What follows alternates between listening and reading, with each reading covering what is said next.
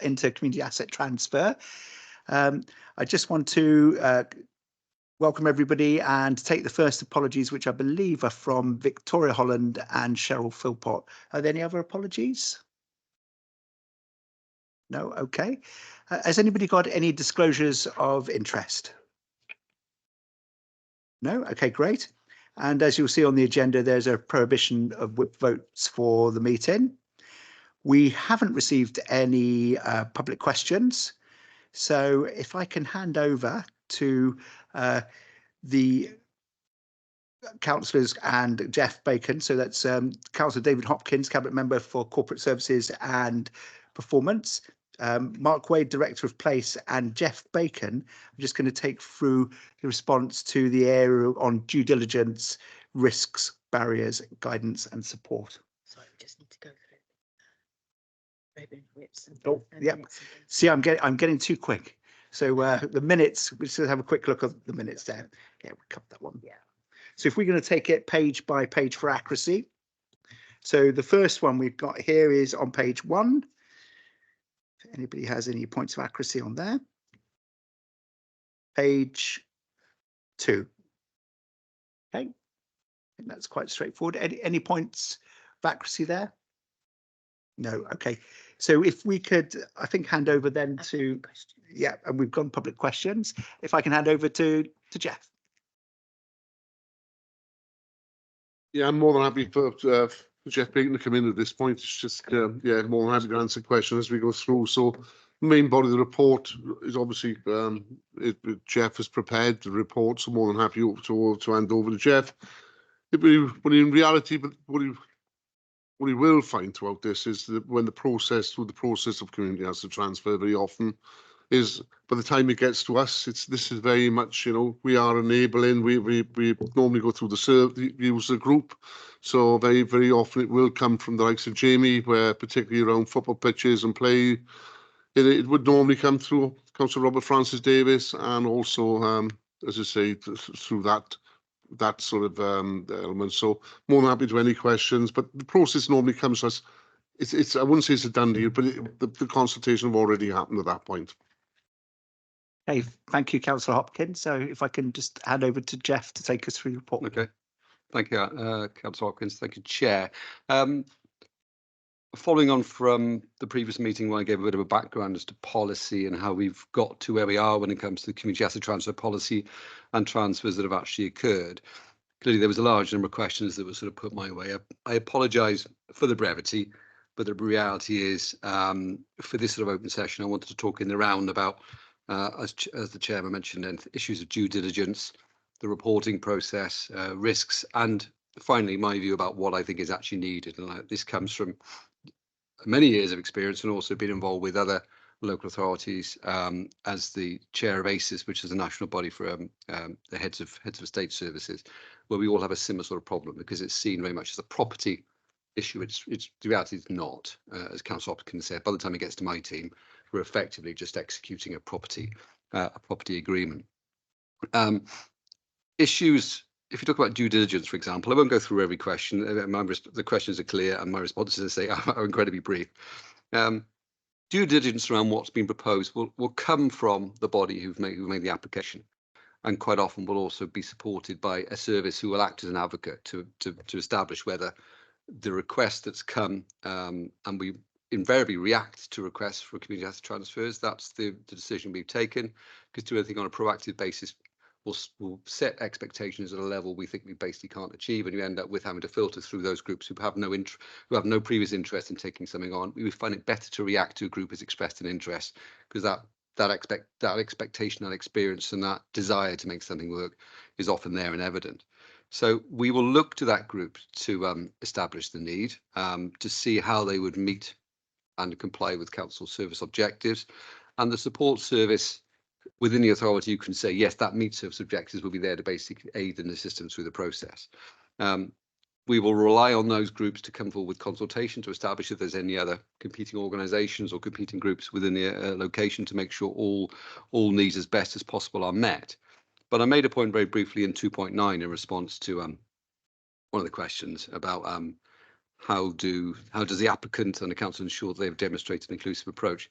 I think it's actually almost impossible to completely engage with communities to the point where every single member of the community is on board with a proposal. I think that's an impossible ask, and I think you just have to accept the fact that not everyone will necessarily be happy. You've got to look for the greater good and see whether the actual the wider proposal meets the needs of the authority. That will be established through a cabinet reporting process, an open cabinet reporting process. I don't think we've ever really reported in private session, which enables further scrutiny in line with the CAP policy. You'll have integrated impact assessments within that within a report, and the advocate service will be heavily involved in drafting that report. And quite often that's a very important and quite often a difficult stage for us to get to, because there's a lot of work involved in drafting that report and making sure it meets all the needs of the council policy and the CAP policy as it is written. In terms of risks, you can have dispute within a group, you can have a dispute between groups, you can have a failure of a group, and that could ultimately lead to a surrender of a leasehold interest or an actual a forfeiture of leasehold interest if the terms are not being complied with, or there could be a request for some form of mediation. That's an ask on the authority. There's a lot of work involved in that, and a very difficult process, as we probably will all imagine, when it comes to mediating between groups who have different different aims and objectives. I said at the very outset, and I've said again in terms of what's needed, is more resource to support organisations who are coming forward with these proposals. That's a common theme when I speak to my colleague authorities. From a property perspective, the transactional side of things is really, really straightforward. You keep it simple, you keep it straightforward. It's always a leasehold interest to enable the authority to regain control and oversight. There shouldn't be any quibbling over what those lease terms should be, because it should be quite straightforward to be consistent and accurate and reflecting what the policy says. But the support and guidance needed up to that point. How for an organisation can ensure they are properly constituted and they are sustainable. They're financially in a position where they can take something on, understanding all the rights and responsibilities they would have and the risks they would have to take on board. They need to understand what that actually looks like. So it's not a problem day one. They need to understand what their responsibility is going to be taken out forward to enable that to be sustainable, as I say, during the course of a leasehold interest. I put just an example, probably one of the more recent reports that went to Cabinet in October last year, setting out proposed community asset transfers to demonstrate the process. I don't think for 1 minute it's full and complete. That's now impossible to be full and complete.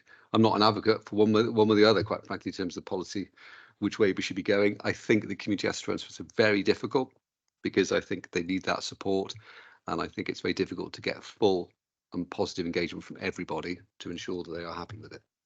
But there are some benefits in terms of giving that community ownership. We can probably talk about a few where we feel that's something that various organisations are happy with.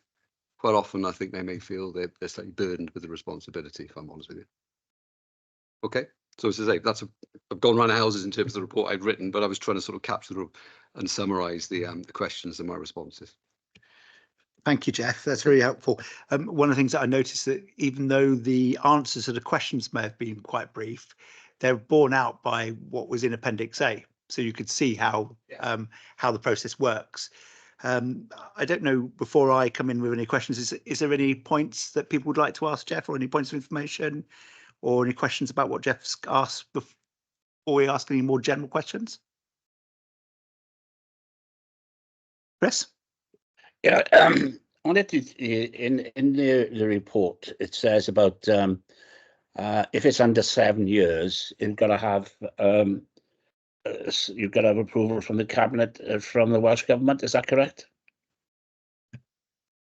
No, under the General Disposal Consent Order, you can grant a lease at less than market value for less than 7 years without there being a requirement for a cabinet decision. Without, yeah. Okay, thank you. Is there anybody else before I come in with some questions? Okay, thank you. Yeah, I found the report really useful, and especially with the Appendix A, Jeff. A couple of questions spring to mind, especially as you mentioned about resourcing. It must be quite difficult to stress test and to look at some of the expressions of interest that you receive. Is there sort of a process by which you go through to verify the information that's included in any application for expression of interest? Or is there anything else that you feel that we could be doing going forward which would be able to enable the process? Because I meant, obviously I heard you mention about more resources. The other area as well, which I think is quite interesting, you said it's an almost impossible task, is the consultation side of things in terms of bringing the whole community, because I can see the guidance from the Welsh Government is to try and get the whole community involved and the whole community to be able to access or to use the improved facilities. Is there kind of like is there potentially a rule of thumb or a style of consultation that we would currently see as acceptable, or is there something that we need to develop further? And just a more technical question, how do we go about sort of ascertaining the valuation of the value of the transfer? So I know, for instance, that it says anything over 2 million has to be referred to or dealt with in a different way through the Welsh Government. I mean, we could probably take up some of this in camera later, but some of the asset transfers that we've probably involved in over the years may on face value look like more than £2 million. Right. Okay. But it may be that there's another reason why they've gone through community asset transfer. Okay. That's I know there's a load to start with there, but that's fine. I thought it would be a starting point. It's difficult for me to answer first and the third. And a fourth question I can answer. Second and fourth question I can answer. First and third I might struggle with. The stress test around compliance and the consultation would not be my area of expertise.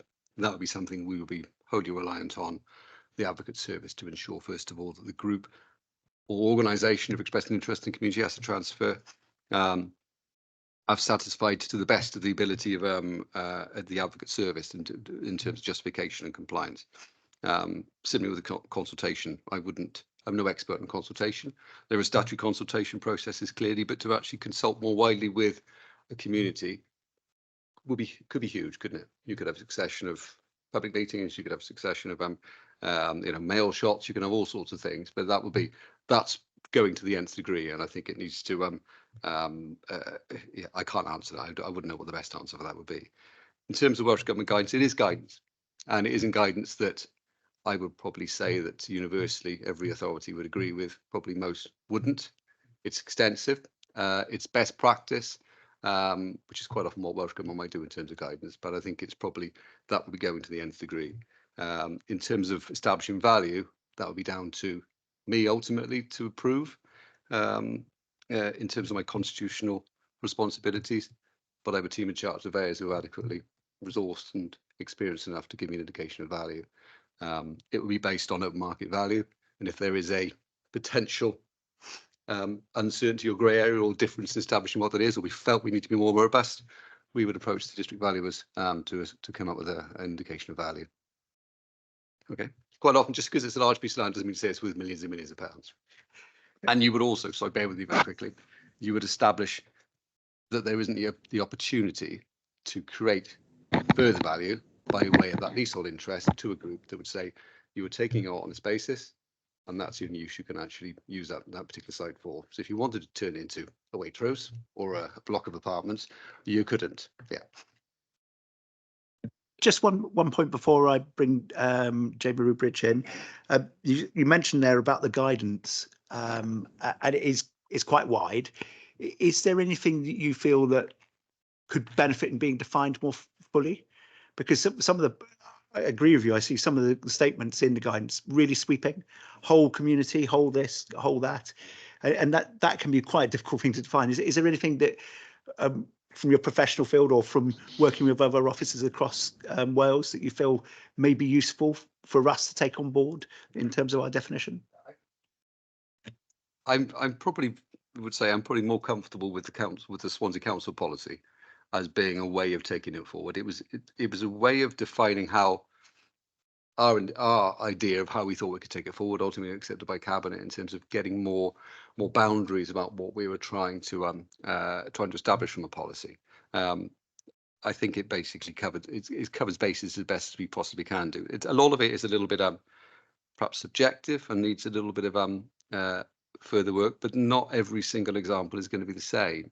The key thing for me comes back to, I think, how we could take this forward is ensuring that the support for the groups establishes exactly what they're trying to achieve. That enables us to be very clear from the outset, the group is going to do X, Y, Z, and that will continue for the duration of the leasehold period. I think that's probably all I can say on it. But I said I haven't read the Welsh Government cap policy for quite a while, or probably read every page, quite frankly. Don't think many people have, possibly you. Thank you, Jeff. Jamie, you'd like to come in? Yeah, I just was going to offer, Jeff, if you want me to offer a bit of the support and advice around that EOI process, if you're happy for me to cover that. Yeah, you carry on, you. Yeah, I guess just to put one point across it, that expression of interest process in terms of the formal process since the new cap policy has been adopted by Cabinet only probably a couple of years ago, has really only been tested through the assets and the lands that have been requested through a community asset transfer in the cultural services sort of realm. So I guess that we're on the sharp end of that as a service to try and manage those responses coming in through that formal process. I guess what it has done, Chair, is provided a robust account of the seriousness of some of these expressions of interest, because very, very quickly you could wean out those that simply aren't interested, or if they are interested, are unwilling to do an element of upfront work in order to get to a place to take on an asset. And it is a huge undertaking. So it's important that that process is robust. So it starts with that expression of interest, which has got a series of questions and information which starts to wean out the variety of reasons why they would like to take on an asset, their experience, their organization, etc. I guess to further that then, we would have dialogue with them. That may be Teams calls, that may be face-to-face meetings, it may be with individual groups or groups that wish to collaborate. So all of that is formed, from my perspective, part of that further robust process of understanding the seriousness of them wishing to take something on, which then furthers to the request of, if the principle seems sound, that formality of putting something down, which is a further test of robustness in terms of a business plan, that if you're going to achieve something, how are you going to do it? How is it going to be sustainable? And that then further to the work and the discussion in their expression of interest starts to build the case around it. I guess at that point, subject to further dialogue, once we feel we've got enough information from that group, through the dialogue, through the expression of interest and their business plan, we're in a position then to have to alert the cabinet members and directors of whichever services that the piece of land or the asset that they're requesting an interest in, to have that initial consultation. That is all building towards then effectively what will be a cabinet report, which is a liken to the one that Jeff has included in his appendix, which there's further tests of all of those measures that I've just gone through, along with sort of any open space disposal notice and that formal consultation in the wider public realm. So end to end, that's a really whistle-stop tour of it, Chair, and happy to unpack it further in further dialogue that we've got later on through this inquiry. But yeah, just tried to wrap that up really in a few sentences. Thanks, Jamie. That's really useful. I know, as you mentioned there, you're coming back with the team from Culture later in the process to hopefully unpack that a little bit further. One of the things that struck me, and I didn't, would be good to hear panel members' views of this as well, is that the EOI, the expression of interest form, is pretty robust. It's got quite a lot of detail in it, and it seems to ask the right questions in my mind, or from my opinion. It's just interesting to know, and hopefully we can pick this up later, about how the information is then verified and the process of going through that with the group who's interested to make sure that it stands up over time. And I suppose another we could pick up now, I think, because it's a general point. What do we do if there are two rivals, perhaps, or two different organisations that are interested in the same potential land for transfer? Not often that happens, but if there's a situation where there could be more than one group interested, sometimes you might have a dominant group who may be better placed to take something on. If officers are aware there are alternative interests, then we would ensure that every group who has an interest in a particular site would have the ability to be or should be involved. It's a community asset transfer at the end of the day. It isn't just at least to one particular group. And that point has been made from my reckoning in a number of different situations to ensure that there's always the ability for others to access. So effectively, you're almost transferring the management to a third party to be managed on behalf of the community. Councillor Holly. Yeah, I think Jamie was laughing there. There is one currently in discussion, and I think we should leave it till we're in camera to discuss it. Okay, that's not a problem. We can pick that up later in the meeting. Does anybody else have any questions at this stage that they'd like to ask about? Or any points they want to raise from the papers they've seen?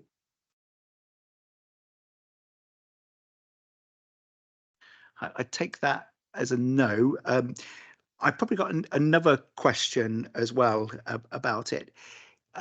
In terms of sort of going back to the consultation side of things, basic sort of minimums. If, for example, there was another statutory body or, say, a community council or something like that in the area, do the panel or do members who've been involved in the community asset transfer process before, do you feel that there's almost like almost a first stop or a check in place that we look at a community council first, or we might at least consult them or an established local group before moving forward with a intended person? I think very often the community council are very heavily involved in the process because they very, very often can be the applicant as well. So I don't know whether the process actually encompasses it, and I actually do engage it. I would have thought so, but I can't give that 100%. But what I've seen, particularly in some of our community councils, are very active on asset transfer as well, and where they can access finance. So not aware there is a formal process, but I believe we do.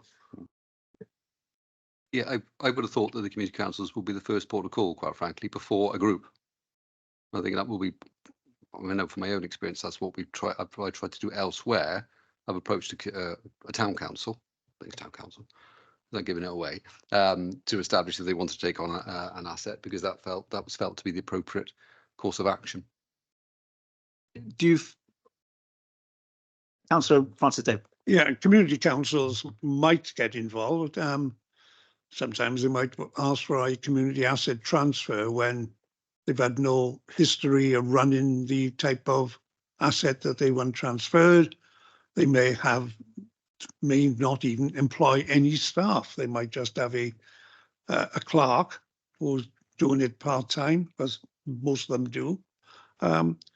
So I think that's got to be taken into consideration. Where have they got the expertise? Can they run it? Can they run it better than the council are presently running it for the community? Will the community council have the expertise that it is in their interest? There again, if it's a sporting activity, and there might be a club or clubs that have been working together, that have been active in that community even long before community councils even existed. I could probably give you an example of when 20 odd years ago, I remember going down I was the chairman of leisure in Swansea City Council, not the, well, we might have just, it was about 97, 98 probably. So we were the authority then, when I was told by somebody down in Langland, do you think it's good enough? The young girl has got to cycle all the way from Bonamine and change in a shelter down on the beach in Langland to actually learn life saving. And I said, no, it's terrible. Well, why have you let this person down? I was asked. And I said, well, I haven't let them down. You've let them down. Why are you taking so long to ask? So anyway, the game of table tennis went away, and I said, what are you looking for? Well, we're looking for a club down in Langland for our lifeguard. It'd be the Langland Bay Lifeguard Club. We've got won British championships, etc. And I said, well, that's good. I said, well, they have been let down. They've been let down by the authority. They've been let down by you. But have you any ideas where the club could go? Because they're not building any more land in Langland. The only land is what exists. And at the time, we were putting toilets down in Langland, and the old toilets were being vacated. And I said to them, could you build a club on that? Because I can tell you now, we didn't have any money to build a lifeguard club. And if you'd asked, well, we probably might have considered it, but then other lifeguard clubs would have asked in similar circumstances, and it'd gone for years. And I said, but if you've got an architect, or if you've got a builder, or if you've got people in your club that can offer their services, there's a value to that. And if you put that value as work in kind, that would be match funding for an application to the Sports Council to get into the lottery fund. That happened, and it was led at the time by a resident who's passed away now, Alan Lloyd, ex-policeman down there, done a great job with the Langland Bay Lifeguard Club. They did that. They built their lifeguard club. And I think the lease is up. And in fact, it's time to renew that lease. But they've worked really well. And to me, that was in the interest of the community. It was in the interest from people all over Swansea who could go to that lifeguard club. Certainly was in the interest of training people that went on to become lifeguards on our Gower beaches as well. So that was a saving to the local authority. Well, British champions from that club has come out. And that to me was a great example of a community asset transfer. They were the only lifeguard club that was on Langland. They wanted a clubhouse there. But there were certain conditions I remember put into the lease that it had to be used as a lifeguard club. And they worked with the Boys and Girls Clubs of Wales. They affiliated to that. They actually put on, I think it was nippers they had, where they were putting the expertise that they've learned back into the community, where lives could be saved. And I think what better return could you get than people being saved from that lifeguard club? So to me, I think that was a good example of a community asset transfer, and that's been going for 20 odd years.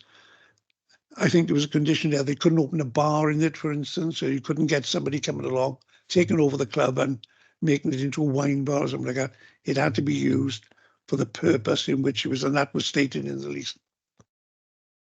Thank you for that sort of Francis Davis. I think one of the things that you said in there is really important in terms of looking at expression of interest. And you said about the skills that they had available to them in their group and being able to sort of unearth that.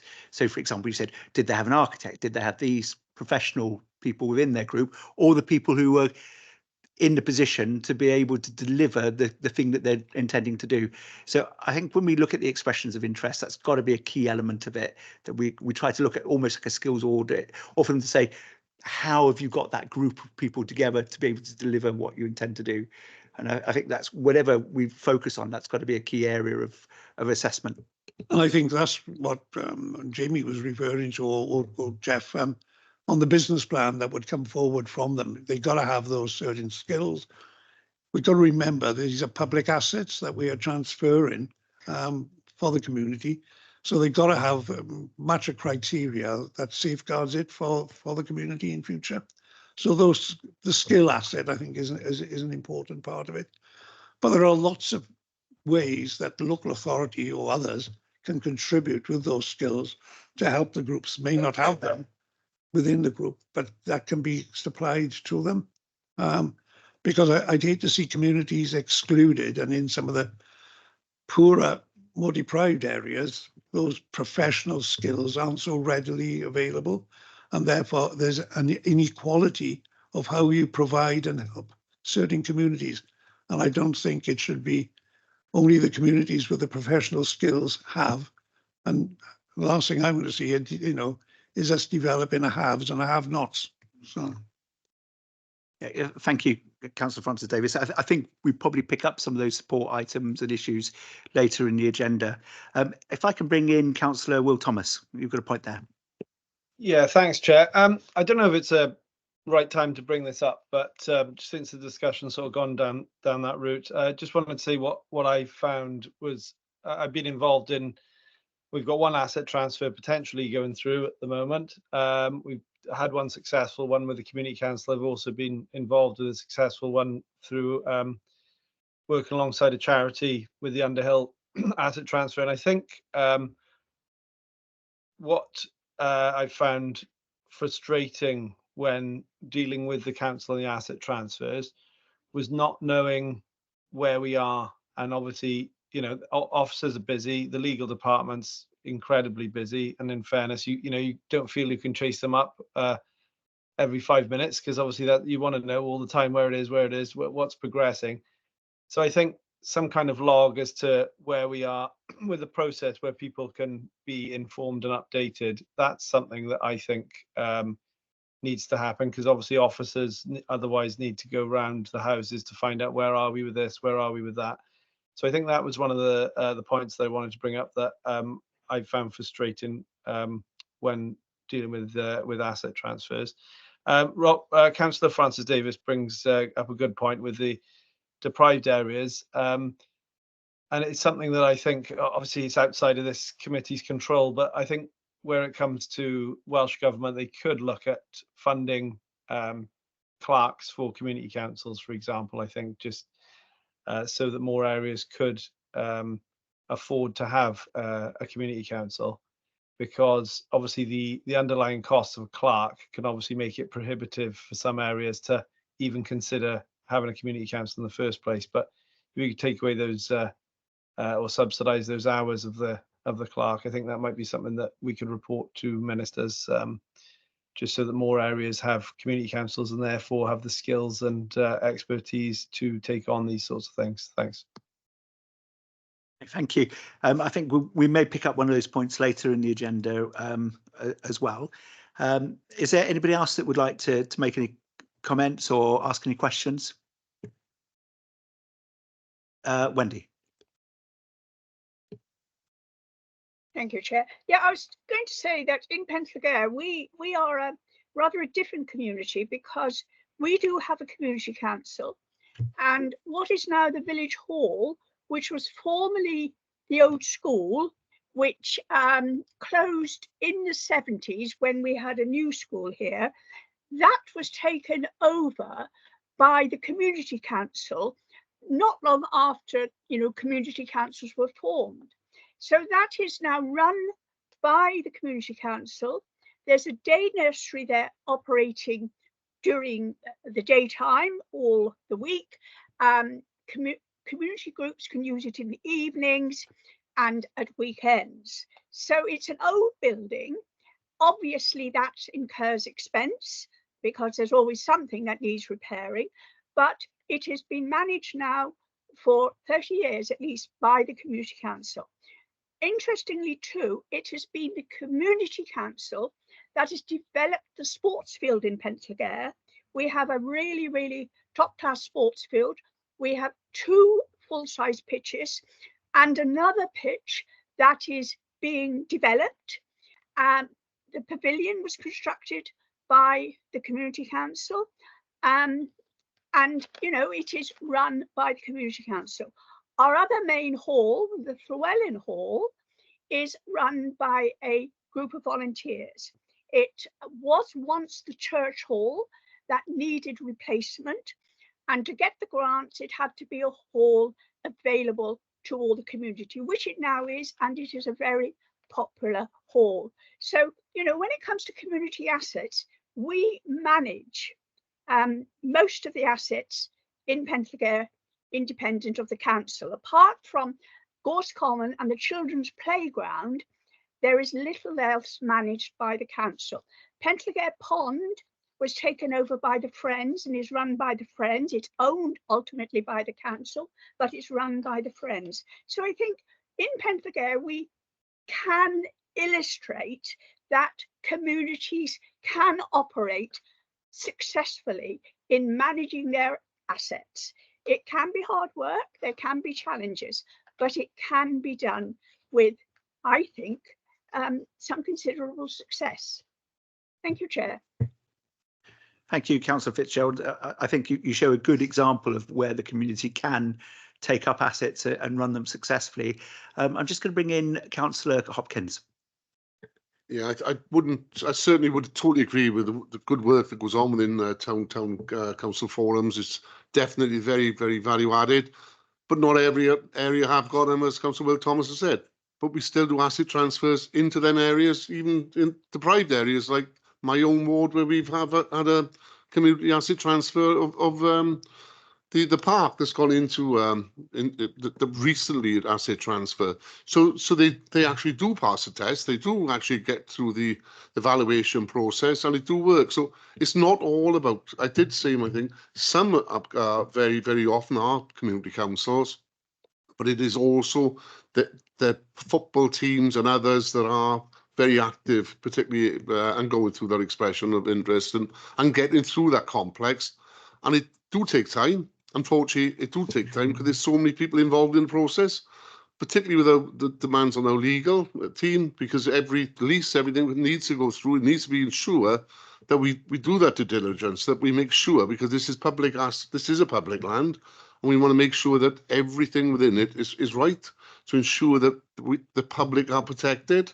So it can be long, it can be quite difficult, but getting to the end process to ensure that we've done all that due diligence is the right thing to do. So I get the frustration, I do understand it, but that is the process. And if we can speed it up, great. But with the resources we got, we're probably doing the best we probably can at this particular time on it. Thank you, Councillor Hopkins. Jeff. Sorry, I was trying to respond to Councillor Thomas's point earlier on, and which, to be fair, Councillor Hopkins picked up on. I said at the outset, in terms of the way the policy is written, that we expect that by the time it gets to the property and legal team, to all intents and purposes, done deal, right? At that point, what should really be happening is the fact you've got a very simple lease document that says, here we are, group, this is yours, you're going to do that with it, and you have all the responsibility, but you've also got all the benefits. You wanted to take it on, it's over to you. It's normally at that point when things take a long time, because all of a sudden there is a concern about what extent of public liability insurance is wanted, for example, what the cost of those rights and responsibilities are. All of a sudden you take on a building, you've got a boiler, you've got a roof, you've got windows, you've got all sorts, and that's what costs. And that's basically what's always set out at the outset and should be established through the EOI process. But all of a sudden you get lawyers involved who go, ooh, careful, Mr. Rice, this is what you're taking on, this is what it might cost you, you have that responsibility. So that's when the shock of the understanding of what you've got to take on is actually sort of evidently clear, because what happens is that asset gets transferred, whatever budgets may have existed within the authority to manage those assets, they go on, right? So someone comes back and says, oh, I need to fix the boiler. Nigel Williams will say, I haven't got the money to fix the boiler now because that's been taken away. That was part of the rationale behind that proposal. That's where it gets tricky, and that's why in some cases, and that was, and I know exactly the case that Councillor Thomas is talking about, quite often you'll have expensive lawyers on one side and council lawyers on the other, and there'll be issues and questions raised, and then all of a sudden you're negotiating still further on a legal document. That takes months and months and months and months and months, unnecessarily so, quite frankly, because you're dealing with various sort of responses to clients and taking instructions from clients. And more often than not, we'll have a situation where a draft lease is returned to the council on the Friday after being with someone for like 3 months, and on Monday saying, where is it? What are you doing with this? And I think we have to react with very limited resource, and it sounds like a bit of a plaintive cry, but that is the fact of the matter. There is very limited resource in the authority. I want to keep it simple, but the reality is these things can often be complex because there is a concern over what's being taken on. If there was a trust between a group and the organisation and the council, that would help tremendously. But sometimes perhaps there is a bit of mistrust over the fact of saying, right, you take it on and you deal with it. If there is a concern, if it's not working, then we'll try and assist them. Quite often that's what happens.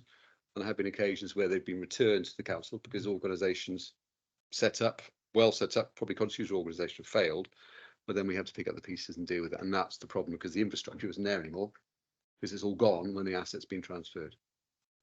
So, I mean, just to pick up on the points that you were mentioning there, Jeff, where do you think, or how could we get earlier clarity or transparency of the duty of care responsibilities that people are taking on? Because I'm a broken record here. It's support at the outset, possibly independent support and independent advice from organisations. Say, if you take this on, this is what you will have to do. We'll give as much information as we can in terms of what responsibilities will reside with those organisations.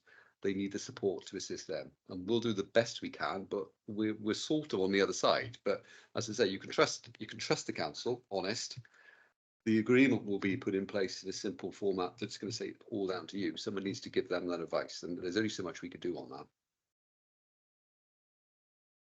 that. Councillor Fitzgerald, have you still got a hand up there? You want to come back in? Apologies, Chair. I thought I'd put it down. Now, I will just say you are absolutely right. You know, if you take on an asset which is a building, and especially if it's an older building, you have to be acutely aware that that's going to cost money. So this is why it probably is a reasonable thing for a community council to do, because a community council can raise a precept.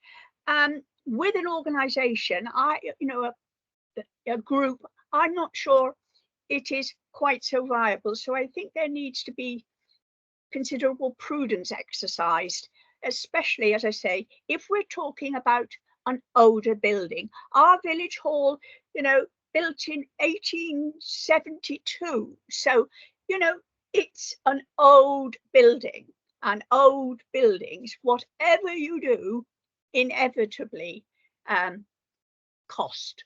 That's a fact of life. So that's just an extra comment, Chair. Okay, thank you. Does anybody, Councillor Robert Francis Davis? Yeah, it's not always simple. That over the years I've seen good examples that work very, very well. I've seen examples that have failed miserably. I'll give you one example. When the Patty Pavilion. The Patty Pavilion was an asset or liability, depending which way you look at it. And Challenge Annika, remember that program? Challenge Annika went running around trying to get people to put money in or do work, and the Patty Pavilion was set up. And a charity was set up with trustees. Now then, I always say to people, if you are asked to become a trustee, you take on the same responsibility as a director of a limited company. And people think, well, it's nothing to take on lightly a trustee of a charity. In fact, sometimes it can be more onerous than being a director of a limited company. A charity would have trustees, but they must have an annual general meeting every year. They must have returns going to the charity commission. Because at the end of the day, again, public money, a lot of the charities don't pay rates on unless it's a trading element. So one must understand the responsibilities they take on. But in the Patty Pavilion, I remember the people there, they borrowed money from a brewery, put a bar in it, wanted to run it. Those trustees were actually responsible for the debts of that. And in fact, some people were close to losing their homes as trustees by being trustees of a charity because it failed. Now, there are many reasons why they fail. You can get good trustees, you can get bad trustees. Trading environment might go wrong. You might have COVID. There are lots of reasons why things could go wrong. But I think anybody going into an asset transfer should have their business case. They should make sure they've got a good committee around them with the expertise that they can, and the responsibilities that they are, responsible for. And I know many of them, come on, and I see it many times where people are saying, well, what about this? What about that? And I'm thinking, hang on, people got, an interest here, which can be a pecuniary interest. We know we all declare interest when we govern as a school, for instance, so looking at these things, although it might be a community asset, we've got to be careful how well we have a good governance of it, and and the people who are the trustees or the directors of a limited company take it on must be well aware of what they are taking on, because they do have a legal duty and legal responsibilities. And I think that's what I always press on to people. Where is your business case? Have you sought independent legal advice? Because the council can give so much advice, the community council can give so much advice, but those people taking it on need to get independent legal advice as well. Thank you. I think that's a really important point, making sure that people understand the duty of care and responsibility they have when they take on these assets or form a body or entity to be able to do it. So that's a pretty key. Does anybody else want to raise any points in this public section now?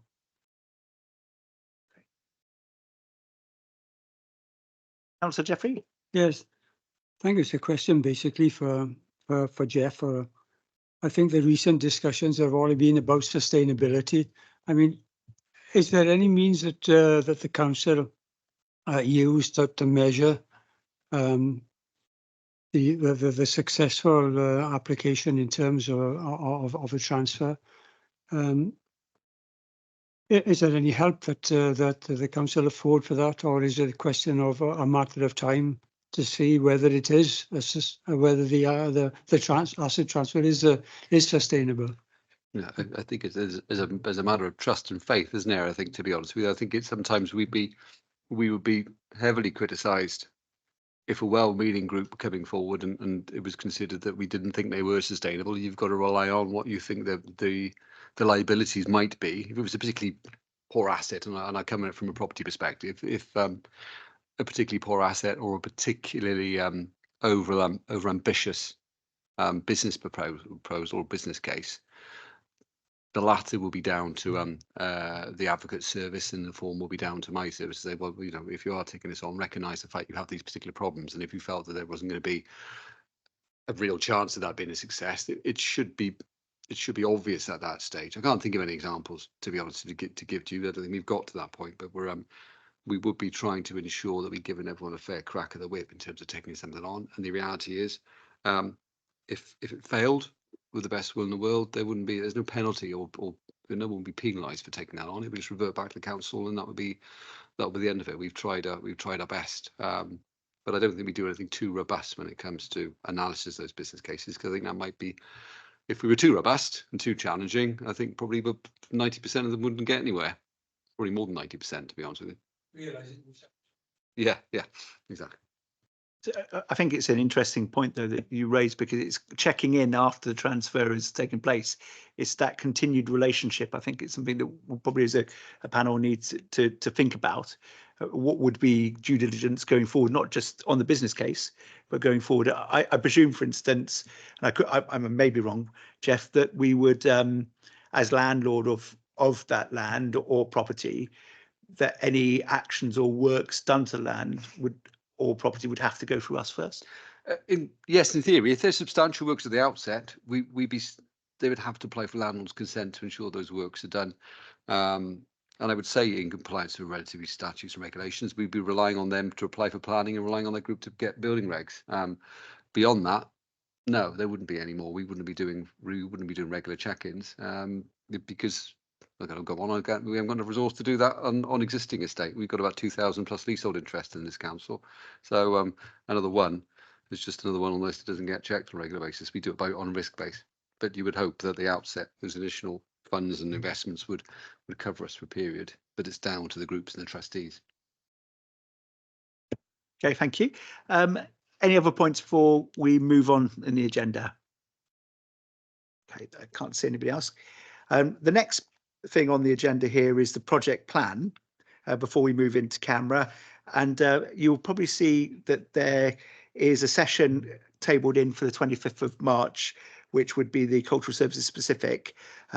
Making a request here really to be able to cancel that meeting and move the agenda items that were being considered then back into the meeting on the 22nd of April.